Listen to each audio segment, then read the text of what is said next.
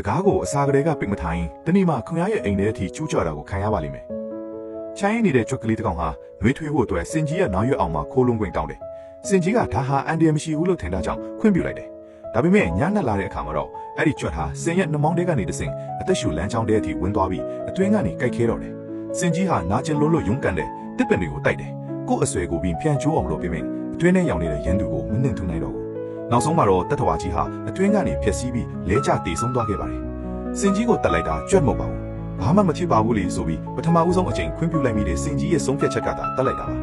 ဒါကိုစိတ်ပညာမှာ foot in the door effect လို့ခေါ်ပါတယ်တေးသေးလေးတဲ့ခွင့်ပြုချက်တွေကနေကြီးမားတဲ့အကျိုးဆက်တွေဖြစ်လာတာပါ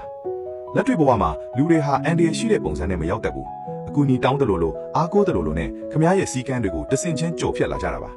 ခမားကညီးဟာတာထက်လက်ခံလိုက်တာပိုလွယ်လို့လူကောင်းတယောက်လိုနေချင်လို့ပြီးတော့အားနာလို့ဆိုပြီး yes လို့ပြောလိုက်တိုင်းခမားရဲ့ပေါင်ကိုသူတို့ပိုချက်လာပါလိမ့်မယ်စီကန်းမရှိတဲ့စိတ်ကောင်းထားခြင်းဟာဇေဒနာမဟုတ်ပါဘူးကိုအတုံးချခံဖို့ခွင့်ပြုချက်ပေးလိုက်တာပဲဖြစ်ပါတယ်ဒါကြောင့်ကိုပြန်မေးကြည့်ပါ no လို့ပြောတဲ့နေရာမှာအားနာလို့ yes လို့ပြောမိနေတာဘယ်နှချိန်ရှိပြီလဲမင်းရဲ့စီကန်းကိုမင်းကိုယ်တိုင်အခုပဲကာကွယ်လိုက်ပါ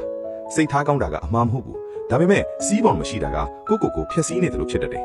ဒီလိုလူစိတ်ပညာတွေကိုနားလည်ခြင်းရင် follow လုပ်ထားပါ